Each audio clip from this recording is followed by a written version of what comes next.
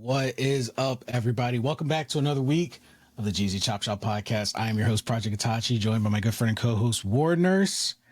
And we've got an awesome episode lined up for you guys, as always. But before we get to it, if you are watching this on YouTube, hit that subscribe button, hit that like button, turn on notifications so you know every time we put out a new episode. And if you're joining us for this recording in the studio, welcome. Thank you so very much. Also, guys, we have officially started launching our newsletter. So if you want to know everything that's going on with the Jeezy Chop Shop podcast or the current news and what's happenings, visit our website, jeezychopshoppodcast.com. Just scroll down and join our newsletter, and you get everything in nice little email, little links, all of our affiliations, sponsorships, our blogs, and so much more. So go and check it out. Now, Warners, I know you were fired up about something for this week. Yeah, I am. I know you want to get it off your chest. Let me tell you something, man. Okay. There I was minding my own business. Okay. Doing my thing, gaming, anime, working, living my life. And what do I find via our Discord and then the internet and social media? And it's gotten bad lately. People in the anime community, this new generation of anime fans complaining about anime and complaining about Dragon Ball Z and talking shit about original animes and how much better anime is now. Y'all aren't fans. Y'all aren't fans of anime. When you guys are logging into your Crunchyroll and you're getting hyped up and you're like, oh, this anime is the best. You know, My Hero Academia is the best. Jujutsu Kaisen is the best. Oh, animation. All of this animation is awesome. I love the animation on this new generation of animes. It's flashy. It looks good. It's fun.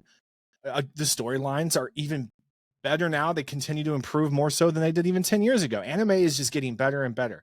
However, y'all better put some respect on how we are where we are at now in the anime community versus where we very well could and should have ended up. So I think we can all agree that it wasn't until very recently, really pre-COVID, into COVID, where you didn't really get to talk about anime. Anime wasn't all over social media. It wasn't all over TikTok. It wasn't.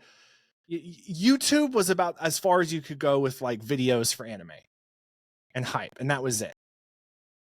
So I love the love that anime is getting, but y'all got to put some respect on the original animes, or at least the animes we grew up with from the 90s and early 2000s. Because I said it in Discord, and then Yuli so kindly put it out there. But I'm going to repeat what I said here in a little bit regarding these original shows, okay? Just to put a time frame on here, Toonami, right, guys? Toonami started in 1997, I believe. And it never ended. There's a misconception that Toonami ended. It never ended. There was about 2007, 2008, there was a little gap there where Cartoon Network made the bullshit claim that Toonami was not making the numbers. The viewership was bad. What was really going on is they needed more anime to fill in the block, because what they were doing was they had reruns. Toonami had, for a moment, for a couple of years, maybe, ran into the very issue that Cartoon Network had to begin with. Cartoon Network didn't have a ton of original shows in the evening time, right? They did have like their original, like their OG shows, but in the afternoon and later in the evening, it was just Hanna-Barbera reruns for the most part. That's mostly what was on the block, guys. And this was before Netflix. This is before Hulu, before Crunchyroll app, because the Crunchyroll app didn't come out till 2007, I believe. Yeah, 2007 when the Crunchyroll app first came out, and it wasn't. That's a whole other story. Anyways, so this is what I'm thinking. I'm thinking that when Toonami was quote unquote struggling and dealing with Cartoon Network, Crunchyroll conveniently, it's subject to speculation there, conveniently just so happened to come out with an app and a website where you could start streaming the anime that the rights were owned by Crunchyroll. At the same time that Toonami was not doing so hot. Yet Toonami saved Cartoon Network.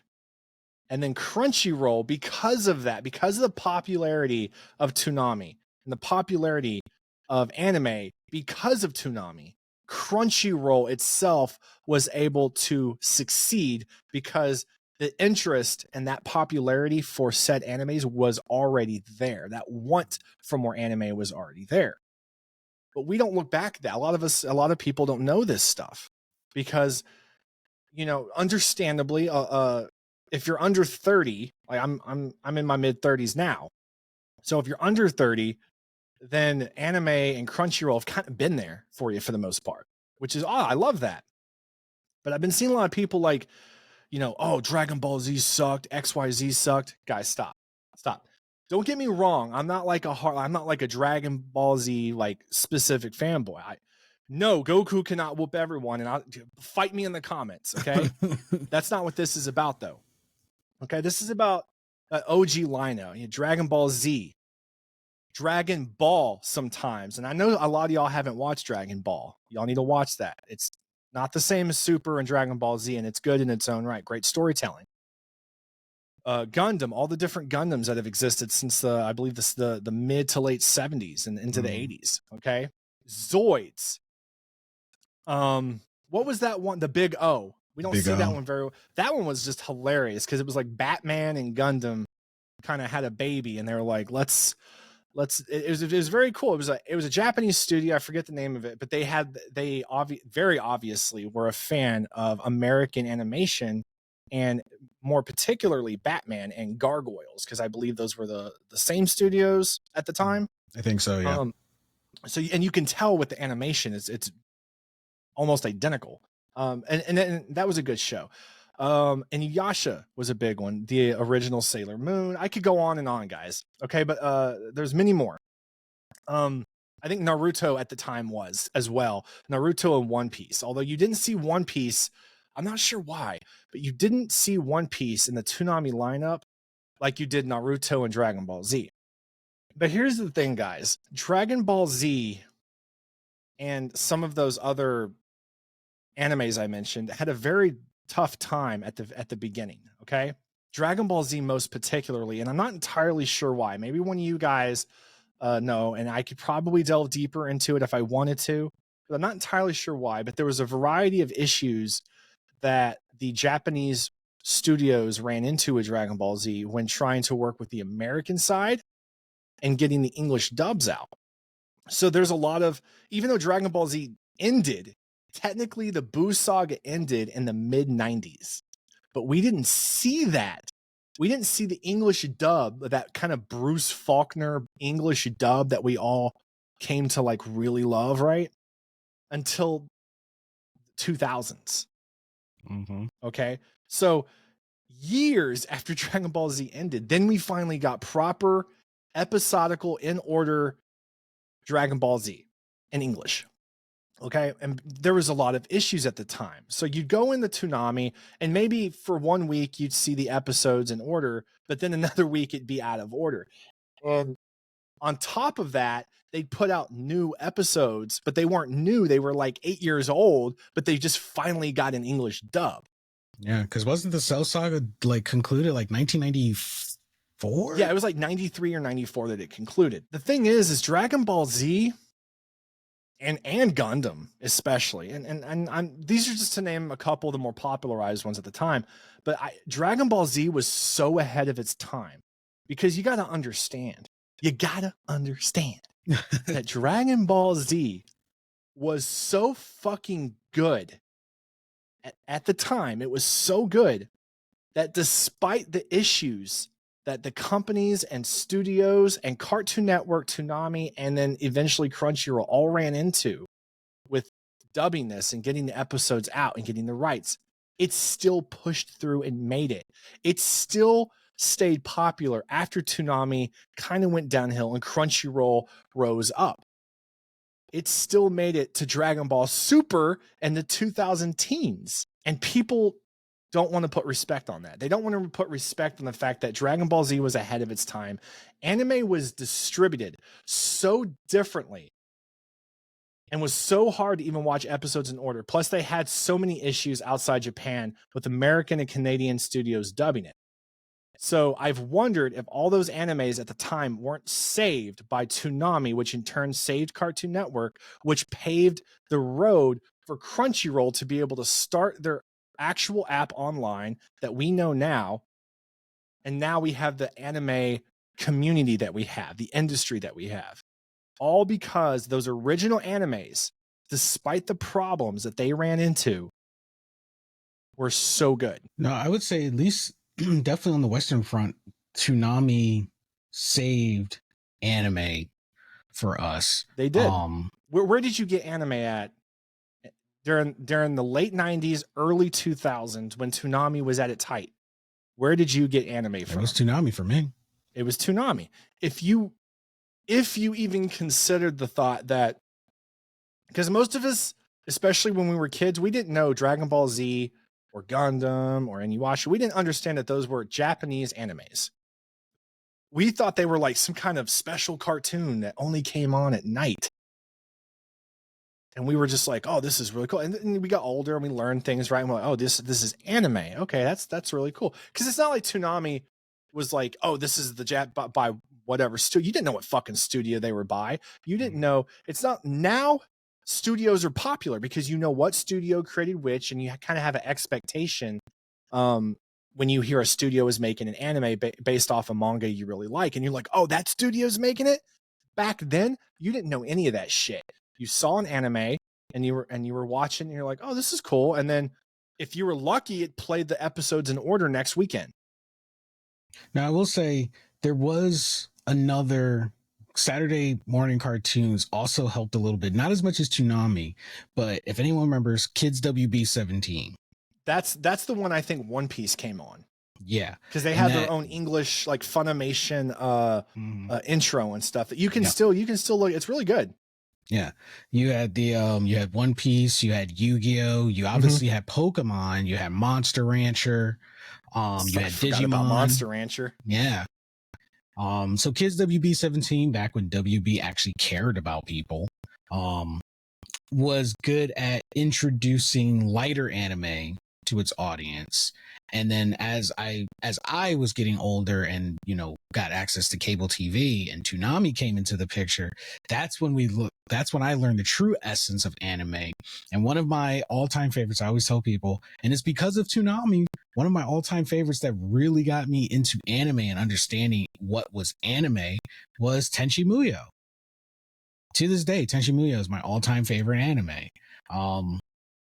And it was Toonami that, I was able to get Dragon Ball Z, Tenchi Muyo, Gundam Wing, Inuyasha, Sailor Moon, all of those, Yu Yu Hakusho, getting to watch all of those.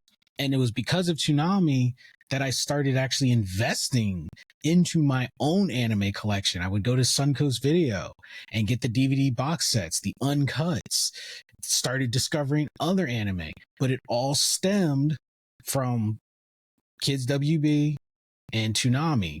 But like Kids WB was enough. Like with Kids WB, it was Yu-Gi-Oh! I get the cards, and I could just go to school and talk about it with my nerd crew. That was about it. But Toonami really is what got me invested, because the lore heavy anime was on Toonami.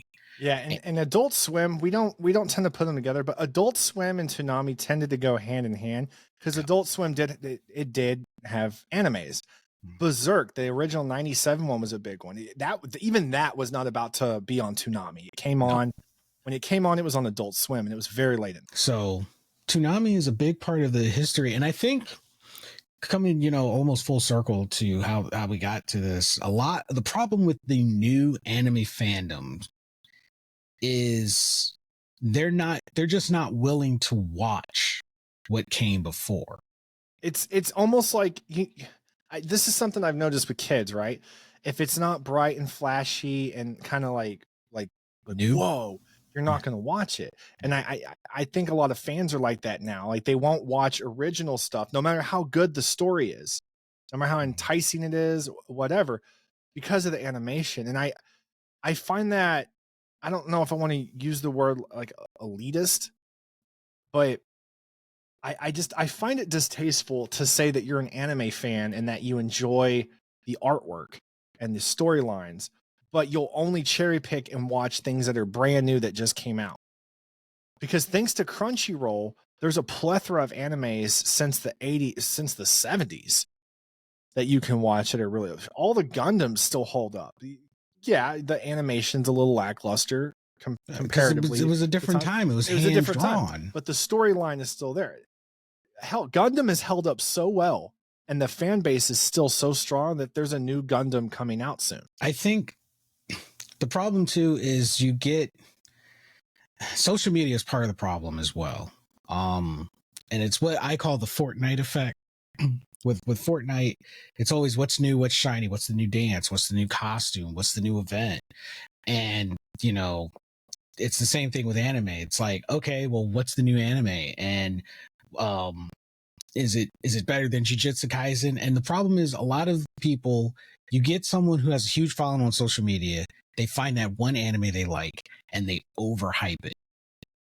And they overhype it so much that it starts a chain reaction of other people who are like, yeah, if you feel this way, then it must be true. It is the greatest. And then they share it, and it creates a ripple effect where people, they stop thinking for themselves. It's like, okay, you ask, when I look at the comment section of a lot of social media anime posts, and I'm not talking like the can Goku beat them. I'm talking like why people like it. 90% of the time it's, well, it looks good. Okay, take that away and strip it down to the bare bones of its story. What is original about it? Like for Jujutsu Kaisen, I like Jujutsu Kaisen. I do. But I also know, and I can see the inspirations of like 4 different animes in it, which is fine because they still created an original story around it, and they're paying their homage. It's the fans that don't realize it, and they're like, "Oh my gosh, who's had more pain than Itadori?"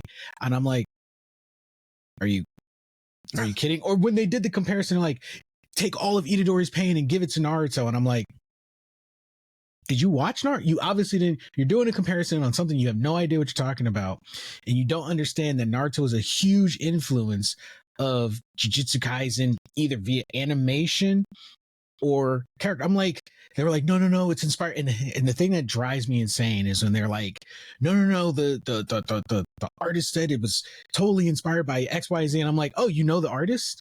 You know the artist. You have a personal connection to him. No, it was posted on his social media. You mean his PR team? Because you really think half of those people are actually taking time out of their busy schedule on their account to make a post. You never heard of PR teams, right? You never, like, this is what they do. They, just to get things going, to get them trending, they'll say one thing and then turn around and say something completely different.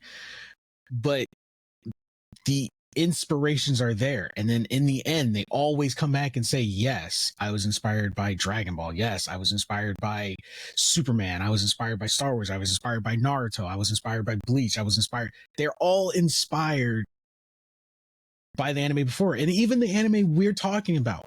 Like, I used to have this argument all the time because the Jujutsu Kaisen, the My Hero Academia, and the Dragon Ball fans are some of the toughest communities to have an intellectual conversation with, because they already have their preconceived notions of their anime. And I'm like, look, love what you love, but don't think it's the end all be all. That's all I'm saying. And the thing is don't shit on 3 or 4 generations of fucking, or decades of anime that came prior because you really like this one. I love Jujutsu Kaisen and My Hero Academia, and my anime list is ridiculous. Okay, there's a few animes that I don't really enjoy, but I enjoy them for what they are. I don't compare them to something else and go, well, it's ass and this was better. all you're doing is creating, you're adding to a community of like toxicity that nobody wants. Yeah. You got to remember where anime came from. We got to appreciate where anime is at today and mangas and stuff, because again, if it wasn't for the success of the original animes on television back in the 90s and early 2000s, we wouldn't have the same landscape of anime media we have now. And I don't think Crunchyroll would have been as successful stateside. I'll do you one even better. I will go back to the OG, the granddaddy of granddaddies of anime, and people constantly keep trying to ignore it, and they keep saying this didn't inspire anything. Astro Boy. Hello. Yeah. You wouldn't have the anime to have your whole debate over if Astro Boy didn't exist. Everything right now that's popular and successful required the things before it to be popular and successful. Mm-hmm. And of course, there's going to be little bits of inspiration from the previous generation of said animes and mangas. The thing that I think is no one wants to hear that their favorite is not 100% original. They want to believe that theirs is the pinnacle and everything else comes from that, which the math doesn't equate. It happens with the Dragon Ball fans. It happens with the Jujutsu Kaisen fans, My Hero Academia, and even in the Naruto community, the big three. Every community has it where they're like, we're the pinnacle and everyone else comes from us. And I'm like, no, even for my favorites, they're not the pinnacle. You got to look, like Dragon Ball and a large amount of animes that took inspiration from Dragon Ball. What story is Dragon Ball based on? Journey to the West. Journey to the West. Journey to the West. That is like this. That is the base of inspiration for so many shonen animes. Yep. And Dragon Ball Z or Dragon Ball took that and drew the most inspiration, created a very huge story. Now, it's not quite what it was at the very beginning. I found Dragon Ball to be more wholesome and down to earth as a story, filled with more emotion and twists and turns than say Dragon Ball Super, which has its moments, but it's more shonen, it's more fighting, it's kind of it's meeting the trend of what people need now. Yeah. You couldn't do Dragon Ball today because people's attention spans don't hold for things like, if there's not a controversy and there's not fighting and there's not flashy lights and blah blah blah, it's people are going to automatically call it mid. That goes back to another thing. We saw this more recently with what was it? What was that fucking anime that just finished up? Solo Leveling. Sorry. Yeah. Solo Leveling. Oh, yeah, because people were so bored because the world building was happening in the first few episodes. So, yeah, you see this split really like pretty often now with anime fans, that you either want them to build the story over several episodes and have maybe 24 episodes, which would be nice. We want or you want people, oh, this is boring, get to the point. Guys, there's no middle ground here. There's no middle ground. Now, I've noticed this, okay? Take Frieren, for example. Frieren, people did not know the light novel. It was very niche. The light novel for Frieren was very niche prior to the anime dropping. And because of that, because people had not already read the light novel, there was no expectation. So Frieren got to make 27, 28 episodes and truly take their time on the world building and character development. And plus the story, the writing itself and the animation was just, everything about it was just really beautiful. I also think there was a more mature audience watching Frieren. Yeah. There was a more mature audience. There was more seasoned anime watchers watching it. Because Frieren isn't for your casual. I don't want to say casual. No, you know what I am. It's not for your casual anime viewer. It's for someone invested in a story, the world building, the lore, how things came to be. And then when you get those fights, when you get the action, it's not just, wow, it's pretty, it's blazing, that looks so dope, I wish I had that power. You're invested in the emotion behind the fight. It's not just a fight for the sake of a fight. There's a reason behind it, and you're invested in that, which makes the fact that they put their effort into the animation even more meaningful, because the world building is there, the emotion is there, and then they beautifully choreograph the fight. And you're like, wow, that was awesome. Yeah, Freerin did it right. That's why so many people like it, because like you said, those who didn't know, I didn't know there was a light novel. So I went in with no expectations. I went in on recommendation. Hey, give it a try. I gave it a try and I liked it because I'm invested in world building as well. Right. And now imagine if the same amount of people that had watched that had read maybe all the novels for, or all the mangas for Naruto or Dragon Ball or One Piece or Jujutsu Kaisen, My Hero Academia, whatever. And then you go into the free run, same people, right? And then it changes. It's, oh, just wait till this happens, or you don't know anything yet, or why did they do it like this? It's not like that in the manga. Bro, chill out. Like, yes, they should stay fairly true to the manga. A lot of times the only reasons they cut little things out, or instead of 15 episodes there's 12, it's a budget thing. They're like, what can we cut monetarily to still meet what we're told we have to work with, maybe 12 episodes or 13 episodes, and still tell the story effectively. And I'm sure sometimes it's a very difficult thing to do when you have 3 volumes to tell in 12.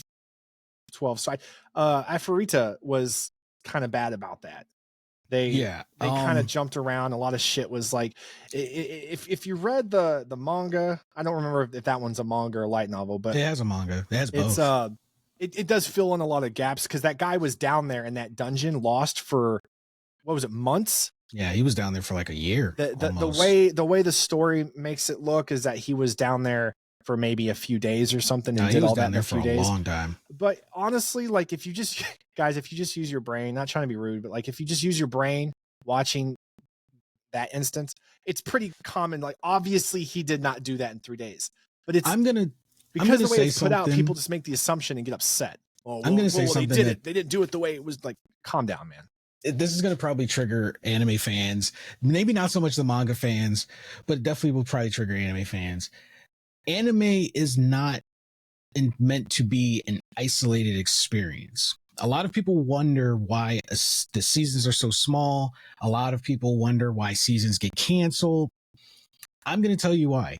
Anime is the companion to the source material, which is either the manga or the light novel. It is very rare that the anime will come before one of the other two. It can happen, but it rarely happens. The anime's purpose is to get you invested into the manga. Is it a budget thing that they take stuff out of the anime? Yes.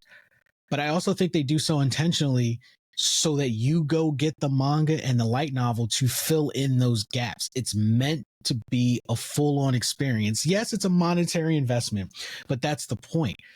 They want you watch the anime, and then you go read the manga for yourself, and then you get those little tidbits, and then you get more information, and you're like, oh, that's why they say that. That's why they do that, because you don't get everyone's thoughts in the anime.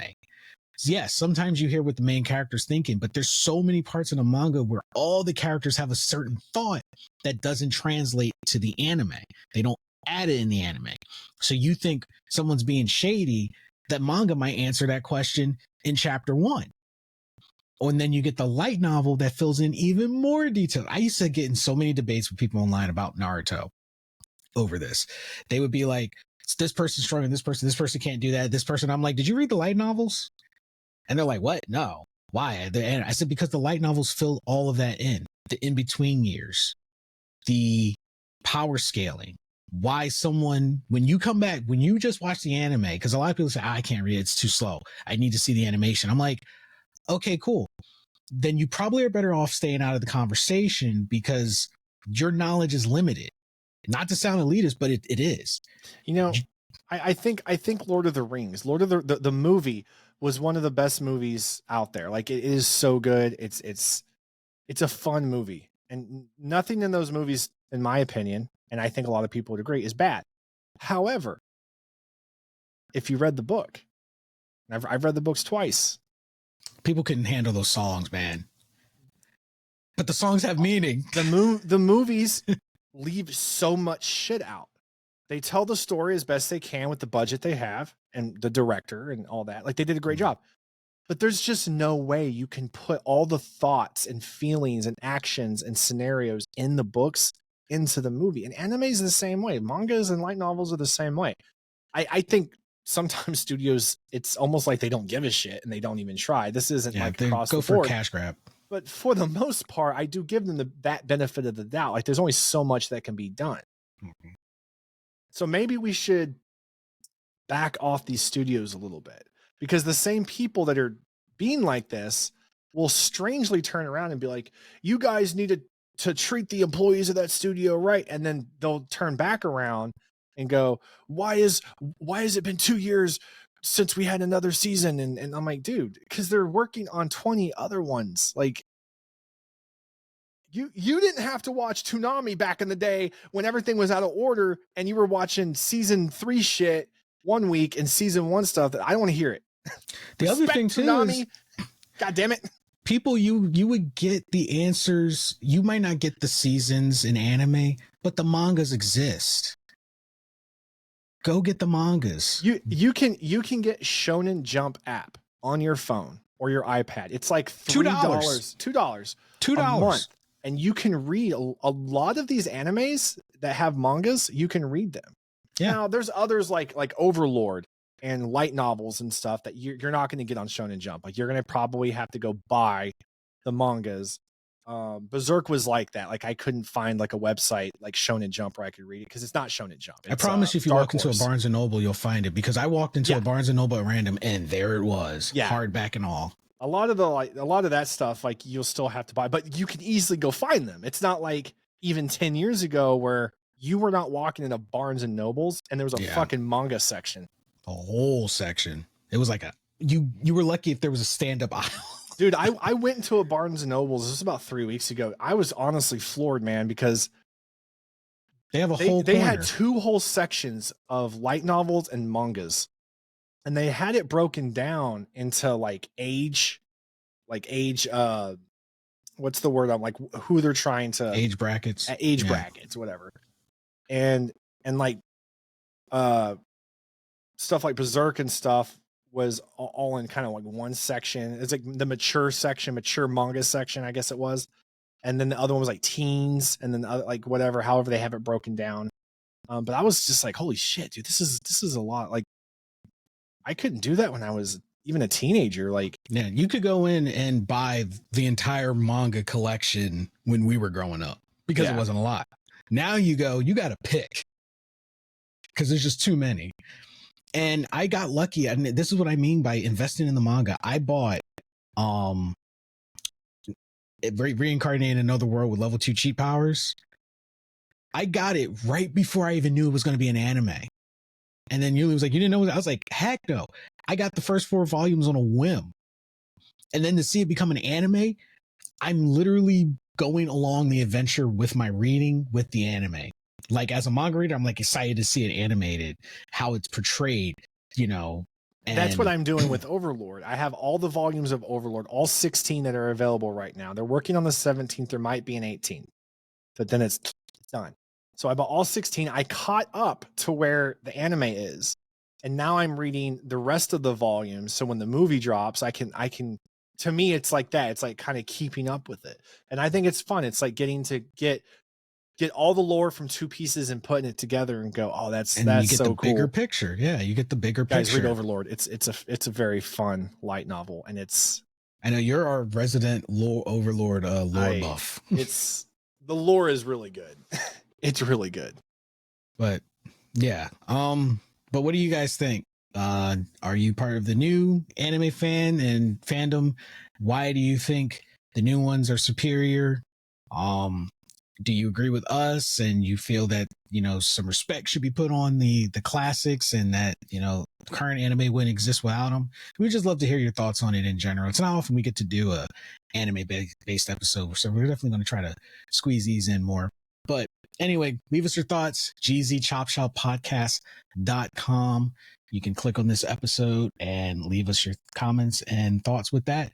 And also check out gzmediashop.com, our exclusive podcast store. You can get all of our exclusive merchandise in one place. And also don't forget to like and subscribe to this podcast on YouTube. Turn on notifications so you know every time we put out a new episode. And if you want to support us, patreon.com/OSN Media for all of our exclusive content and more. Anyway, you guys have been amazing. Take care of yourself and each other. And we'll catch all of you wonderful people on the next podcast. Later.